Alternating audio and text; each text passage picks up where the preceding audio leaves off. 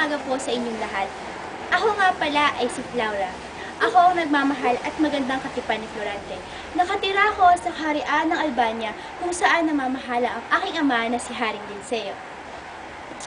Nang umalis si Florante para makipaglaban sa mga Moro, ako ay lubhang nalungkot at nag-alala. Habang wala si Florante, nagkagulo dito sa bayan ng Albania. Namatay ang aking ama na si Haring Linceo at ganoon din naman ang ama ni Florante na si Duque Berceo.